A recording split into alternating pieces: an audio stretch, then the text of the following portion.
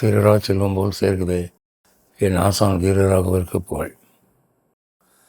அகலகில்லேன் இறையமென்று அலர்மேல் மங்கை உரை மார்பா, நிகரில் புகழாய் உலகமூன்றுடையாய் என்னை ஆழ்வானே, நிகரில் அமரர் மணிக்கணங்கள் விரும்பும் துருவேங்கடத்தானே, புகழொன்றில்லா அடியேன் உன் அடிக்கீழ் அமர்ந்து புகுந்தேனே.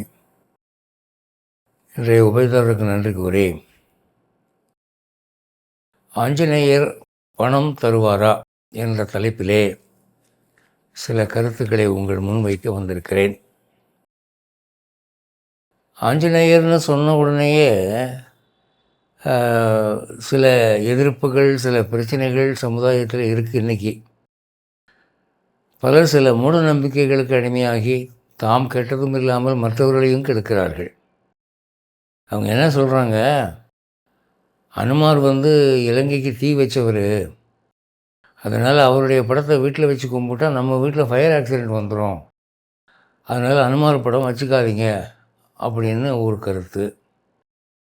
அடுத்து, அனுமார் பிரம்மச்சாரி, அவர் கல்யாணமே பண்ணிக்காதவர், அதனால் அவர் படத்தை வீட்டில் வச்சுருந்தா உங்கள் வீட்டில் கல்யாணம் ஆகாது, இருக்கிறவங்கெல்லாம் பிரம்மச்சாரி ஆகிடணும்னு ஆக்கிடுவார் அவர் என்று ஒரு கருத்து. இப்படியாக அனுமன் வனவாசியாதலாலே ராமரும் அனுமரும் காட்டில் தானே சந்தித்தாங்க.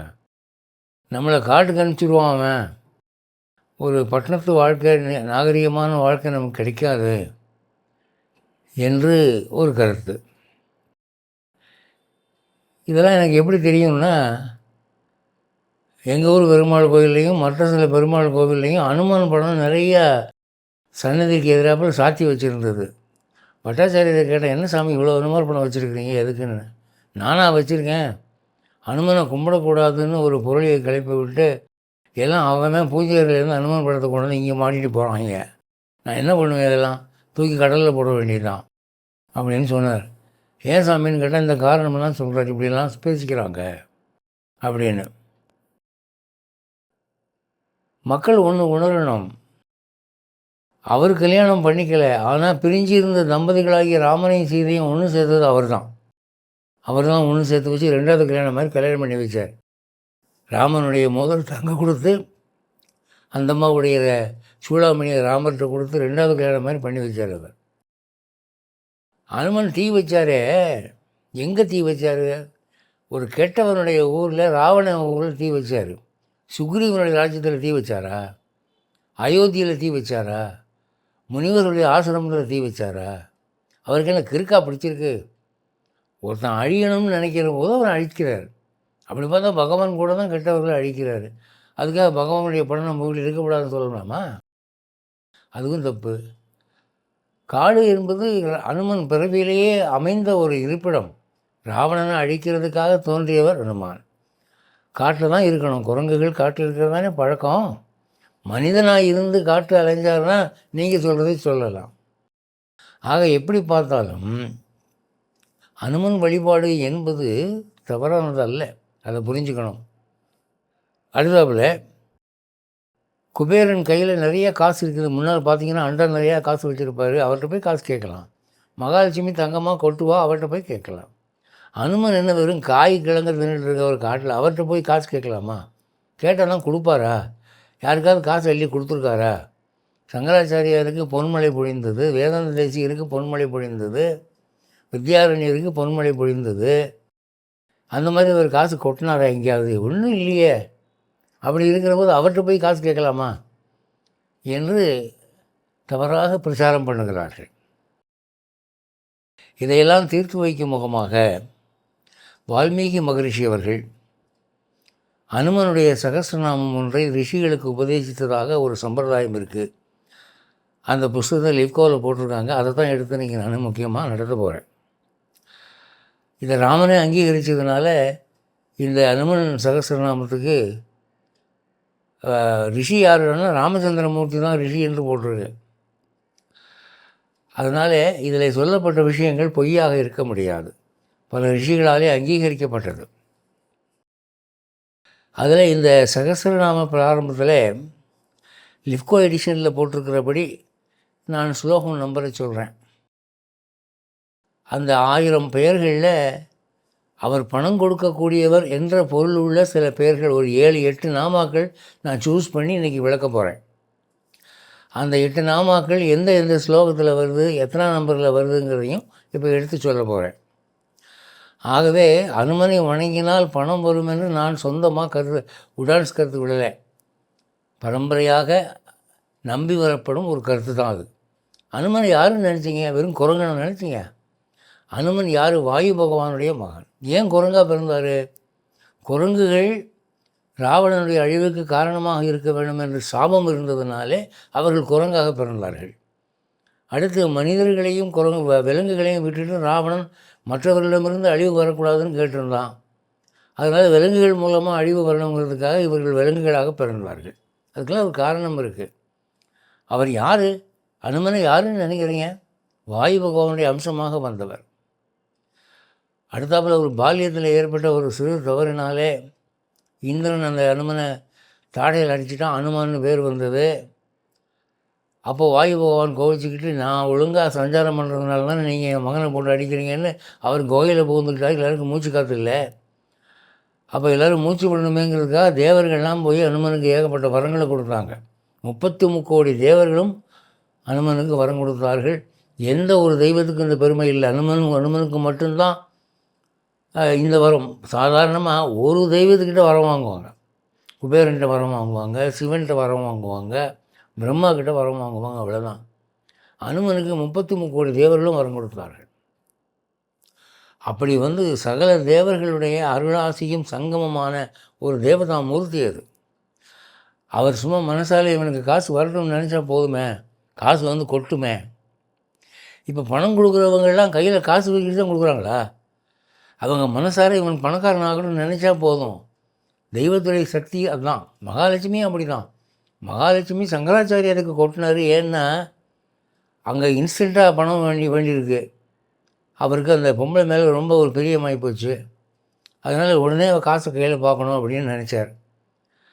இல்லைன்னா என்ன ஆகிருக்கும்? சங்கராச்சாரியருடைய ஆசீர்வாதத்தினாலே மகாலட்சுமிக்கு ஒரு பணக்காரனுடைய மூலமாக அவளுக்கு பணம் வரக்கூடிய ஒரு சூழ்நிலையை ஏற்பாடு பண்ணியிருப்பாள். அப்படி தான் அவரும் வந்திருக்கோம். அது வேண்டாமே, உடனே ரெடி கேஷ் வரட்டுமேன்னு அவர் நினச்சார். அதனால காசு கொட்டுச்சு. மற்றபடி ஒருத்தன் பணக்காரன் ஆகிறது எப்படின்னா, எந்த தெய்வத்துக்கிட்ட பணம் கேட்குறானோ அந்த தெய்வமானது மனசார நினைக்கும் இவனுக்கு பணம் வரட்டும் அப்படின்னு நினைக்கும். அவ்வளோதான். பார்த்தா அவனுக்கு ஒரு பிஸ்னஸ் கூடி வைக்கும், பணக்காரனுடைய நட்பு கிடைக்கும், பணம் வரக்கூடிய வாய்ப்புகள் வரும். அப்படி தான் அவன் பணக்காரன் ஆகுறது. அதனால் அனுமன் கையில் காசு இல்லை, அவர் தங்கத்தில் புழங்கலை, அவர்கிட்ட கஜானா இல்லை, இதெல்லாம் நுண்டி காரணங்கள். அவர் மனசால் நினச்சா போதும். இதில் பாருங்கள், அந்த முதல் ஸ்லோகம் அது லிப்கோவில் 19வது ஸ்லோகமாக இருக்கிறது. ஏன்னா இதுக்கு முன்னால் அந்த ஸ்லோகத்தினுடைய வரலாறு சொல்லப்பட்டிருக்கிறது. வால்மீகி முனிவரும் மற்ற முனிவர்களும் ராமரும் பேசிக்கிட்டதெல்லாம் வருது. அந்த ஸ்லோகத்துக்கெல்லாம் நம்பர் போட்டு சகஸ்ரநாமம் ஆரம்பிக்கிற முதல் ஸ்லோகத்துக்கு 19ன்னு போட்டிருக்காங்க. அப்படி பார்த்தீங்கன்னா 19வது ஸ்லோகம் முதல் ஸ்லோகம். அது எப்படி இருக்குது? ஹனுமான் ஸ்ரீபிரதோ வாயுபுத்ரோ மேத்யோ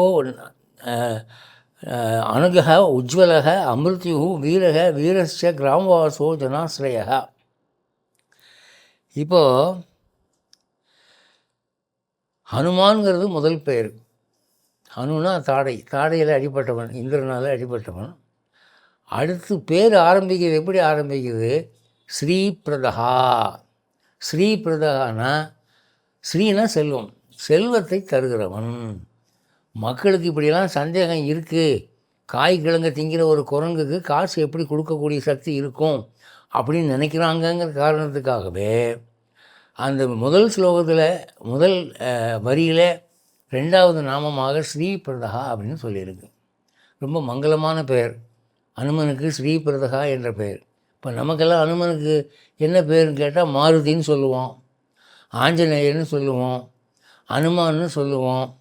ரொம்ப விவரம் தெரிஞ்சவங்களாக இருந்தால் சுந்தரனுக்கு தான் அவங்க அம்மா வச்ச பேர், அதை சொல்லுவோம். அவ்வளோதான், அதுக்கு மேலே தெரியாது. ஆனால் இங்கே 1000 பேர், அவருடைய குணங்களை விளக்கக்கூடிய 1000 பேர். விஷ்ணு சகஸ்ரநாமம் புகழடைந்த அளவு ஹனுமத் சகஸ்ரநாமம் புகழ் அடையலை. ஏன்னா அனுமாரே அவ்வளவு பாப்புலர் இல்லாமல் இருக்கார். பல காரணங்களால் அவரை ஒதுக்குறாங்க. அது தப்பு. அதனால் அவருக்கு இருக்கிற இந்த ஹனுமத் சகஸ்ரநாமம் இருக்க, அதை முடிஞ்சால் லிஃப்கோ புக்கு நான் இதை வாங்கும்போது ரூ. 6 7 இப்போ என்ன விலைன்னு தெரியல.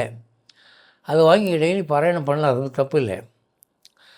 அப்போது முதல் நாமம் வந்து ஸ்ரீபிரதா, அதாவது செல்வம் தருகிறவன். ஸ்ரீ என்ற சொல்லுக்கு திருமகள் என்று ஒரு அர்த்தம் இருக்குது. ஆனால் ஸ்ரீ என்ற சொல் பல விதமான பொருள்களை உள்ள அடக்கியது. இந்த ஸ்ரீ என்ற சொல்லுக்கு 6 வகையான பொருள் அங்கே லக்ஷ்மி தந்திரத்தில் சொல்லப்பட்டிருக்கு. அடுத்தாப்பில் வந்து லக்ஷ்மி சூக்தத்தில் சொல்லியிருக்கு, ஸ்ரீ சூக்தத்தில் சொல்லியிருக்கு. அதெல்லாம் நான் வேறு சீடியில் நான் சொல்லியிருக்கேன். அப்போது இங்கே ஸ்ரீங்கிறது திருமகளை மட்டும் குறிக்காது, மங்களமானது செல்வம் என்று நாம் எதையெல்லாம் நினைக்கிறோமோ அதெல்லாம். இப்போ ஒருத்தன் மாட்டு பண்ணை வச்சுருக்கான் அப்படின்னா அவனுக்கு செல்வம் எதுடான்னு கேட்டால், இன்னொரு 10 பசு மாடு பால் கறக்கிற மாடு வரணும், அதுதான் செல்வம். ஒருத்தன் டயர் கம்பெனி வச்சுருக்கிறான்னா அவனுக்கு இன்னும் டயர் வரணும், அதுதான் அவனுக்கு செல்வம். ஒவ்வொருத்தரும் என்ன தொழில் பண்ணுறானோ அந்த தொழில் நல்லா நடந்தால் அது செல்வம் தானே. அதனால் ஸ்ரீபிரதா என்றால் செல்வம் தருகிறவன். அடுத்தது 20வது ஸ்லோகத்தில் பார்த்தீங்கன்னா, தனதகா என்று ஒன்று வருது. நிர்குண ஆக்காரக வீரக நிதிபதி முனிகி பிங்காட்சக வரதக வாக்மி சீதாசோக விலாசனக. அந்த ஸ்லோகம் அப்படி முழுக்க அப்படி இருக்குது. முதல் நாம அந்த ஸ்லோகத்தில் தனதகா, ஸ்ரீன்னு சொல்லி மறைமுகமாக சொன்னாங்க. அடுத்து தனதகா, தனம்னா பணம். இந்த பயலுக்கு ஓப்பனாக சொல்லிடுவோம். ஸ்ரீன்னு என்னமோ சொல்கிறாங்களே, அது காசை குறிக்கும் அப்படின்னு நம்ம மூக்கை சுற்றி தோடுறாங்களே, நேரடியாக ஒன்றும் காணாமே அப்படின்னா, அதனால் அந்த கூச்சம் வேண்டாம், நேரடியாக சொல்லிடுவோம். தனதக, பணம் தருகிறவர். தனம்னா பணம். இப்போ அரசாங்க ஆஃபீஸுக்கு போகிறோம். அங்கே ஒரு காரியத்துக்காக ஒரு ஆஃபீஸர்கிட்ட போகிறாரு. அவர் அந்த ஆஃபீஸருக்கு வந்து கைவிட்டு லஞ்சம் எதிர்பார்க்கிறார் அவர். ஆனால் எப்படி ஓப்பனாக கேட்குறது? அவரும் கேட்க முடியாது, வந்திருக்கிறோம் நேரடியாக சொல்ல மாட்டாங்க. ஸோ வந்திருக்கிறவர் என்ன பண்ணுறாருன்னா, சார் உங்களுக்கு செய்ய வேண்டியதெல்லாம் குறைவில்லாமல் நான் செஞ்சுருவேன், நீங்கள் இதை முடிச்சு கொடுங்க அப்படின்னு சொல்லிட்டாரு. அப்புறமா அந்த ஆஃபீஸருக்கு சந்தேகம் போகலை. அதனால் வந்து இவர் என்ன பண்ணுறாரு, ஓப்பனாக உடைச்சி சொல்கிறார், சார் அந்த ஆஃபீஸர் வந்து காரியத்தை முடிச்சு கொடுக்குறதுக்கு ஒரு கலர் டிவி வேணும்னு கேட்டார், அன்றைக்கே வாங்கி கொண்டு கொடுத்துட்டேன். ஸோ உங்களுக்கு என்ன வேணும்னு கேளுங்க, நான் உடனே வாங்கி கொடுத்துட்றேன் அப்படின்னு அவர் உடைச்சி சொன்ன உடனே அவருக்கு சந்தோஷமாகி உடனே கேட்டு போட்டார், இந்தாங்க எடுத்துகிட்டு போங்க அப்படின்னு. அது மாதிரி இங்கே உடைச்சி சொல்கிறாங்க. தனதக, ஸ்ரீபிரதகன்னா மங்களமானதை கொடுக்குறவன்னு அர்த்தம்னா, தனதக பணம். உங்களுக்கு பணம் தானே வேணும், பணத்தை பணமாகவே கொடுத்துருவான், ரெடி கேஷ். இப்போ செக்கு கொடுத்தா கூட பவுன்ஸ் ஆகிடும்ல, அல்லது வேறு ஒரு பொருளை கொடுத்தா கூட விற்று காசாக்கணும், அப்படி இல்லை, உங்களுக்கு ரெடி கேஷ். தனதகா இதெல்லாம் சொல்கிறதுக்கு ஈஸியான நாமாங்க. அனுமன் படத்துக்கு முன்னாடி வச்சுக்கிட்டு தனதக ஒரு 10 தடவை சொல்ல முடியாதா? பஸ்ஸில் போகிற போதே சொல்லிடலாமே தனதக. அதே ஸ்லோகத்தில் தனதக நிர்குண ஆக்காரக வீரக நிதிபதிகி. நிதிபதினா பணத்துக்கு அதிபதி. அது என்னங்க பணத்துக்கு அதிபதி, குபேரன் இல்லையா அப்படின்னா, ஒவ்வொரு தெய்வத்துக்கும் பல்வேறு டிபார்ட்மெண்ட்ஸ் இருக்குது, வாரியங்கள்னு சொல்கிறாங்க இல்லையா. அது மாதிரி சில பல்வேறு செக்டார்ஸ் வந்து அவங்களுக்கு இன்சார்ஜாக இருக்கும். இப்போ யம தர்மராஜா வந்து உயிரை வாங்குறது, சாவை கொடுக்கறது தான் அவருடைய மெயின் டிபார்ட்மெண்ட். ஆனால் அதே சமயத்தில் ஜூரிஸ்டிக்ஷன் அவருக்கு எப்படி இருக்குது லெஜிஸ்லேச்சர்லன்னா, பூர்வ ஜென்ம பாவங்களை பார்த்து அதுக்கேற்ப தண்டனை கொடுத்து அந்த பாவத்தை கழிக்கிறது, அது ஒன்று இருக்குது. அடுத்தாப்புல அடுத்த ஜென்மம் என்னன்னு நிர்ணயம் பண்ணுறது, இதெல்லாம் கருட புராணத்தில் இருக்குது. அடுத்து ஞான விஷயங்களில் உபனிஷதங்களில் தரவாக படித்தது அவர் மாதிரி யாரும் கிடையாது. இப்போ நச்சிகேதஸ்னு ஒருத்தன் இருந்தான். அந்த நச்சிகேதஸ் யமதர்மராஜாவை பார்க்க போனபோது என்ன வரம் கேட்டான், உங்கள் ஞானத்தை எனக்கு கொஞ்சம் கொடுங்க அப்படின்னு அவர்கிட்ட ஞானத்தை தான் கேட்டான். இப்போ நம்ம போல் உள்ளவங்கள்லாம் தெய்வத்தை பார்த்தா யாருமே ஞானத்தை கேட்க மாட்டோம். எங்களுக்கு இருக்கிற ஞானம் போதுங்க, இருக்கிற உபன்யாசங்கள்லாம் உயிரை வாங்குறாங்க, அது போதும், ஏன் வேறு ஏதாவது காசு கீசு இருந்தால் கொடுங்க அப்படின்னு நம்ம கேட்போம். நச்சிகேதஸ் அப்படி கேட்கலையே, ஞானம் வேணும் தானே கேட்டான். அவன் கேட்ட கேள்விகளுக்கு ஒரு பதில் சொன்னார் யமன். அப்போ யமனுக்கு இப்படி வாரியமெல்லாம் இருக்குது, அது நமக்கு தெரிய வர்றதில்ல. அது மாதிரி நிதிபதிகைனா செல்வத்துக்கு ஆதிபத்தியம் இவருக்கு கொடுக்கப்பட்டிருக்குது, ராமன் கொடுத்துருக்கான். அடுத்த பிரம்மா அனுமான் தான் சொல்லி ஒரு ப்ராமிஸ் வேறு பண்ணியிருக்கான். பிரம்ம பதவி வந்துருச்சுன்னா பிரம்மாவுடைய அதிகாரத்தில் காசெல்லாம் சும்மா நத்திங் தானே, குபேரன்லாம் அவருக்கு அடங்கினவர் தானே. அதனால் செல்வத்துக்கு அவர் ஆதிபத்தியம் உடையவர். அதனால் நீங்கள் நம்பி போய் கேட்கலாம். அவருடைய செக்ஷன் தான் அது, அவருடைய யூனிட் தான் அது. அப்படிங்கிறதுக்காக நிதிபதிகி அப்படிங்கிறத சொல்லிக்கலாம். அடுத்தபடியாக அதாவது நான் ஒவ்வொரு ஸ்லோகத்துலேயும் அவருடைய பணம் தரக்கூடிய குணத்தை சொல்லக்கூடிய பெயர்களாக எடுத்திருக்கேன். அடுத்த 57வது ஸ்லோகம். பிரணீனோட்டினக ஸ்ரீமான் சத்கதி புருஷோத்தம ஜெகதாத்மா ஜெகத்யோனி ஜெகதந்தோஹி அனந்தக ஹி அந்தக சாரி. இப்போது இதில் ஸ்ரீமான் முதல் வரியில் இருக்கிற 2வது நாமம் ஸ்ரீமான் அப்படின்னா திருமகள் அருள் பெற்றவன் அர்த்தம். இப்போ நம்ம லெட்டர் எழுதுகிற போது ஸ்ரீமான் ராமச்சந்திரன் அப்படின்னு எழுதணும் இல்லையா, அதெல்லாம் சும்மா ஒப்புக்கு நம்ம எழுதுனதுனால அவனுக்கு ஒரு திருமகளுடைய சேர்க்கை வரட்டுமே அப்படி தான் நம்ம நினைக்கிறோம். ஆனால் அனுமனுக்கு ஸ்ரீமான்னு பேர் ரொம்ப பொருத்தமான பேருங்க. ஏன் அப்படின்னு சொன்னால், முதன்னு சீதையை போய் அவர் பார்க்குறாரு. சீதையை பார்க்குற போது அந்த அம்மாவுடைய சந்தேகத்தை முதல்ல போக்குறாரு. தான் ராவணன் இல்லை, ராமனால் அனுப்பப்பட்டவன் தான், எதிரி கோஷ்டி இல்லைன்னு சந்தேகத்தை போக்கி, அவர் மாதிரி சாமர்த்தியமாக பேச யாராலும் முடியாதுங்க, சொல்லின்னு செல்வங்க. அந்த அம்மா அழுகே கதின்னு உட்காந்துருந்த பொம்பளை சிரிக்க வச்சுட்டார்ல. அந்த அம்மாவுக்கு ஒரு சந்தோஷத்தை கொடுத்து, எவ்வளோ சந்தோஷமாயிடுச்சுன்னா, ஒரு பக்கத்தில் ஒரு வெத்தலை செடி இருந்துச்சா, அது ஒரு வெத்தலையை கிள்ளி அனுமன் மேலே போட்டு சிரஞ்சீவ, உனக்கு ஆயுசுக்கு முடிவே இல்லைப்பா, நீ ஆயுசாக இரு என்று வாழ்த்தினாள். அவ்வளவு தூரம் மகாலட்சுமியினால் மனம் மகிழ்ந்து வாழ்த்து பெற்றவங்க யாருமே இல்லைங்க. இப்போ சங்கராச்சாரியர் மகாலட்சுமியை நோக்கி பாட்டு பாடினார், அந்த அம்மா போனால் போதுன்னு கொடுத்துச்சு. அதே மாதிரி வேதாந்த தேசிகர் ஒரு பிரம்மச்சாரிக்கு கல்யாணத்துக்கு பணம் வேணுங்கிறதுக்காக பாடினார், அப்போவும் அந்த அம்மா போனால் போகுதுன்னு கொடுத்துச்சு. வித்யாரண்யருக்கும் அந்த மாதிரி தான் கொடுத்துச்சு. ஆனால் இங்கே போனால் போகுதுன்னு கொடுக்கலங்க. சீதைக்கு மகாலட்சுமிக்கே ஒரு கஷ்டம், ஊரில் இருக்கிறவங்க கஷ்டத்தை போக்கக்கூடிய மகாலட்சுமிக்கே கஷ்டம். என்ன கஷ்டம்? ராவணன்ட்ட மாட்டிக்கிட்டு. அப்போது அந்த அம்மாவுடைய கஷ்டத்தை போக்குறான் இந்த அனுமன். என்ன சொல்கிறான்? நம்பர் 1, ராமர் இருக்கிறார், அவர் வருவார், உங்களை காப்பாற்றுவார். நம்பர் 2, ராமன் வேறு கல்யாணம் பண்ணிக்கல, உங்கள் நினைவாகவே இருக்கிறார். நம்பர் 3, ராவணனுடைய வரமெல்லாம் ராமனுக்கு முன்னால் நத்திங். உங்களுக்கு சந்தேகம் இருந்தால் நான் உதைக்கிற உதையில் இந்த ராட்சசங்கள்லாம் என்ன ஆகுறாங்கன்னு பாருங்கள், அப்புறமாவது தைரியமாக இருங்க என்று சொல்லி அந்த அசோகவனத்தை அடித்து காட்டுறாரு. அடுத்தாப்புல விஸ்வரூபம் எடுத்து, நான் என்னை சின்ன குரங்குன்னு நினச்சிக்கிட்டீங்களா, என்னை பாருங்கள் என் மகிமைன்னு சொல்லி விஸ்வரூபம் எடுத்து வானத்துக்கு பூமிக்குமா நின்று என் முதுகில் ஏறிக்கிங்க, இப்போயே கொண்டு விட்டார் ராமன் நான் என்று சொல்கிறாரு. இதெல்லாம் பார்த்தோன்னே இந்த அம்மாவுக்கு கண்ணீரெல்லாம் மறைஞ்சி போச்சு, அழுகையெல்லாம் நின்று போச்சு, ரொம்ப சந்தோஷமாயிடுச்சு. எப்பா நீ நல்லா இருடா அப்படின்னு அந்த அம்மா வாழ்த்துனாங்க. இங்கே பாருங்கள், 20வது ஸ்லோகத்தில் கடைசி நாமம் சீதா சோக விநாசனக, சீதையினுடைய சோகத்தை போக்கியவன். வழக்கமாக சீதை தான் மற்றவங்க சோகத்தை போக்குவா. இப்போது சீதைக்கே சோகம், அதை போக்குறாங்க. சீதைக்கு மேலே ஒரு டிகிரி இவர். இது என்னென்னு சொன்னால், அந்த ஊரில் பெரிய பேங்கருக்கு நம்ம காசு கடன் கொடுக்குற மாதிரி ஊருக்கெல்லாம் மகிழ்ச்சி தரக்கூடிய மகாலட்சுமிக்கே சோகம் வந்துருச்சு.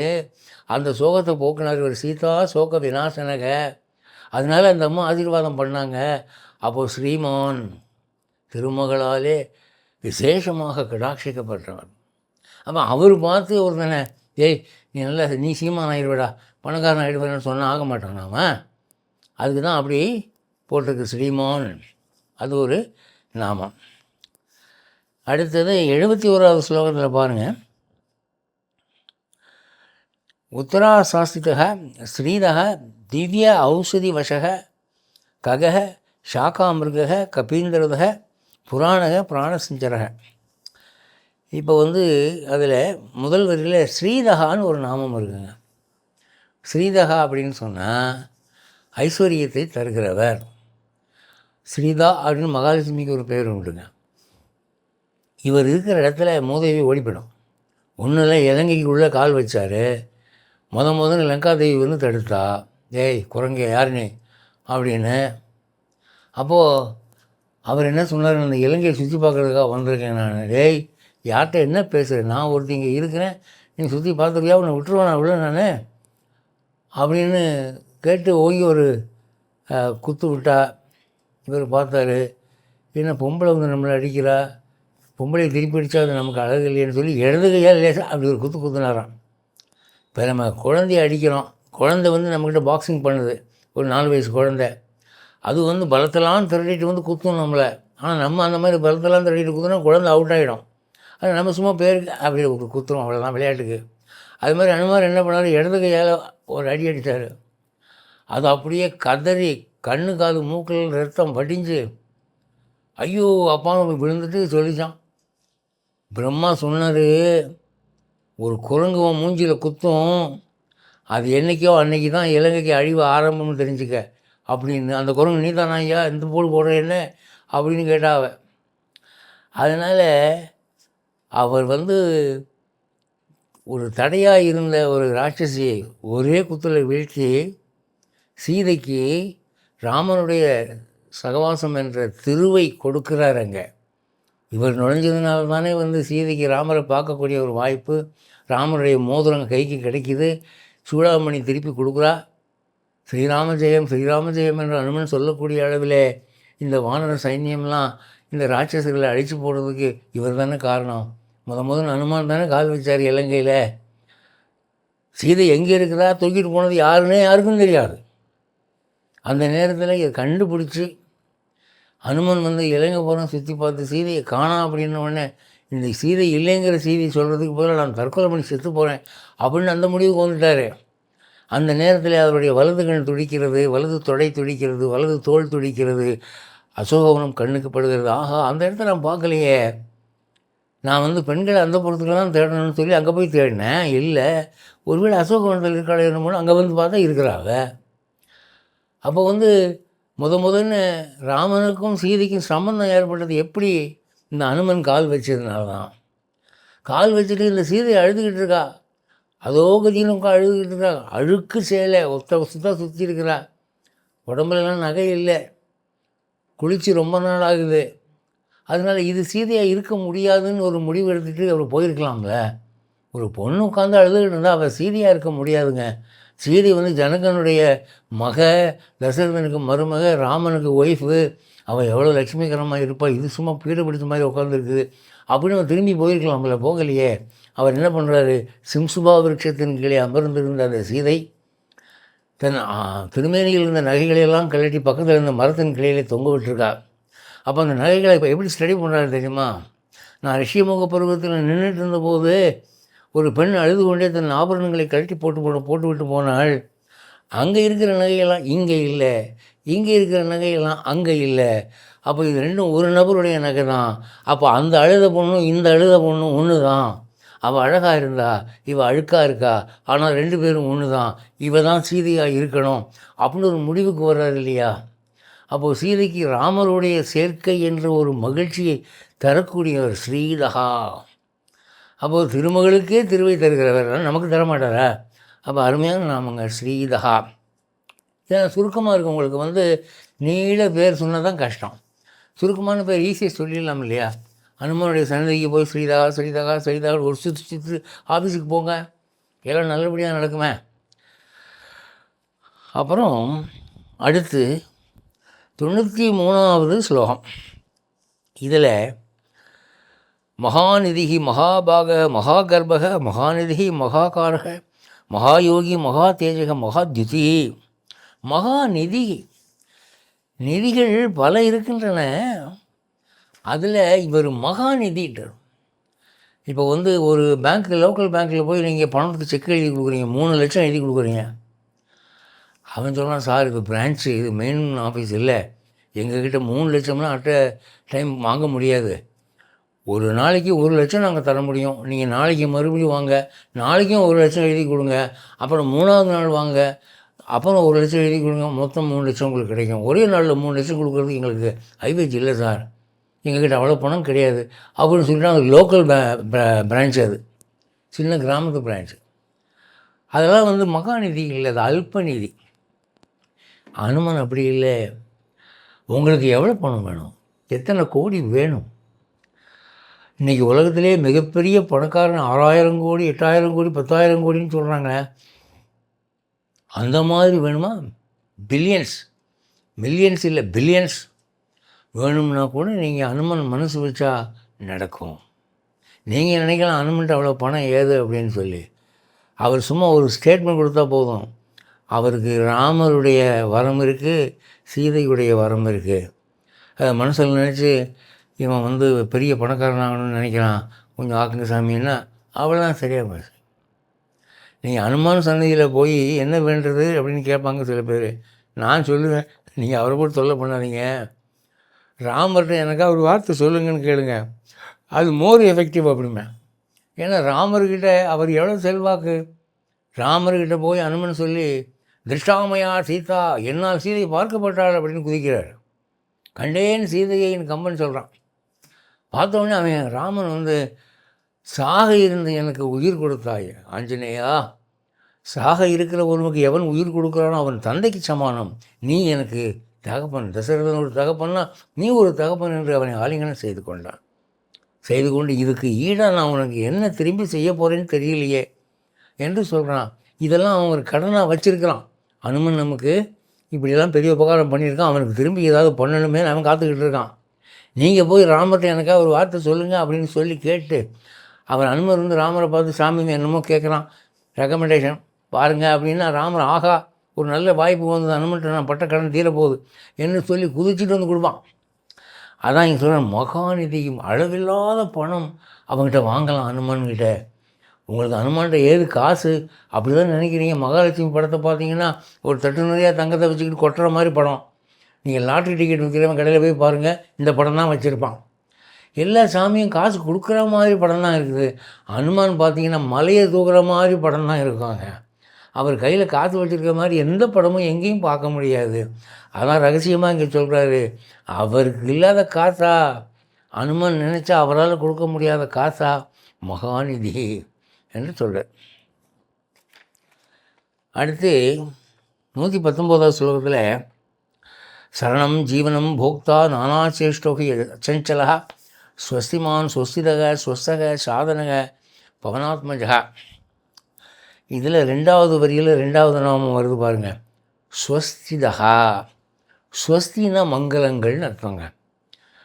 அந்த ஸ்வஸ்திக்கு எப்படி ஒரு சின்னம்னா, இந்த ஹிட்லருடைய ஸ்வஸ்திகம் பார்த்துருக்கீங்களா? இப்படி இருக்கும், ஹூக்குடு கிராஸ்ன்னு சொல்லுவான்.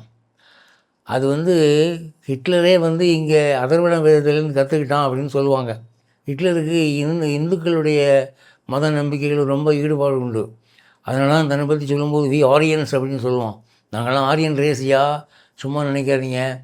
தன்னை இந்தியாவோடு தொடர்புள்ளவன் என்று சொல்லிக் கொள்வதிலே பெருமை நினைத்தவன் ஹிட்லர் தான். அப்படிப்பட்ட ஒரு ஆள் தன் தேசத்துக்கு ஒரு கொடியாக ஸ்வஸ்திகத்தை வைத்திருந்தான். ஸ்வஸ்தி என்றால் சகல மங்களங்களையும் பொழியக்கூடிய ஒரு சின்னம். அதை வீட்டுக்கு வாசலில் கோலமாக போட்டால் திருமகள் தேடி வருவாள் என்று தாந்திரிக சாஸ்திரத்தில் போட்டிருக்கு. இப்போ அதெல்லாம் விட்டுட்டு மார்கழி மாதம் கலர் கோலத்தில் சினிமாக்காரங்களுடைய படத்தை வரைஞ்சிக்கிட்டு இருக்காங்க. அப்படி இல்லாமல் இந்த ஸ்வஸ்தி என்ற மங்களங்களை தருகிறவர், பீடை பிடிச்சாப்பில் தரித்திரமாக கிழிஞ்ச சீலையை கட்டிக்கிட்டு நெளிஞ்ச பானையை வச்சுக்கிட்டு ஒரு ஓட்ட கதவுள்ள ஒரு குடிசையில் குடியிருக்கிறவனுக்கு இந்த நாமம் சொல்லி அனுமனுடைய ஒரு அனுகிரகம் கிடைச்சிருச்சுன்னா என்னாகும்? சனப்பொழுதில் கோடீஸ்வரன் ஆகிடுவான். எனக்கு சொந்தமாக தெரியும், பரங்கிப்பேட்டையில் பிளாட்ஃபார்மில் ஒரு ரெகுலர் ஷாப்பு கூட கிடையாது, பிளாட்ஃபார்மில் மூங்கி தப்பையை வச்சு ஒரு சின்ன கடை மாதிரி வச்சு டீ ஆற்றிக்கிட்டு டீ விற்றுக்கிட்டு இருந்தான். அவன் போய் ஒரு நாள் மாயவரத்தில் சினிமா தியேட்டர் சினிமா பார்க்க போன இடத்துல ஒரு பையன் கெஞ்சி கேட்டாங்கன்னு சொல்லிவிட்டு ஒரு லாட்ரி டிக்கெட்டை வாங்கி அதில் கோடிக்கணக்கில் விழுந்து போச்சு பணம். பார்த்திங்கன்னா அவனுடைய உயர்வு, அந்த பணம் வந்தவொடனே எங்கே இருந்தவன் எங்கே போயிட்டான் என்று எல்லாரும் ஆச்சரியப்பட்டார்கள். அது மாதிரி ஸ்வஸ்திதா ஒரு மங்களங்கள் தரக்கூடியவர். அதனால் அது ஒரு நல்ல பெயருங்க, ஸ்வஸ்திதா.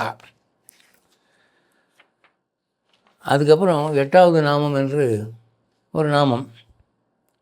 இது 146வது ஸ்லோகத்தில் இருக்குது. சதுர்நவதி மந்திரஜ்ஞ பௌலஸ்திய பல தர்பகா சர்வலக்ஷ்மி பிரதக ஸ்ரீமான் அங்கதப்பிரிய ஈஸ்வர. இதில் 2வது வரியில் முதல் நாம சர்வலக்ஷ்மி பிரதகா.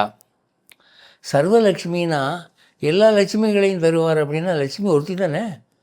எல்லா லட்சுமி எத்தனை லட்சுமி இருக்காங்க அப்படின்னா இந்த உலகத்தில் ஒரு நம்பிக்கை என்னென்னா, அஷ்டலட்சுமி மகாலட்சுமி 8 பிரித்து சோறு போடுற லட்சுமி அன்னலட்சுமி, குழந்தை கொடுக்குற லட்சுமி சந்தான லட்சுமி, வீரம் கொடுக்குற லட்சுமி வீரலட்சுமி, வெற்றி கொடுக்குற லட்சுமி ஜெயலட்சுமி, இப்படி பேர் பிரித்து டிபார்ட்மெண்ட் பிரிச்சுட்டாங்க.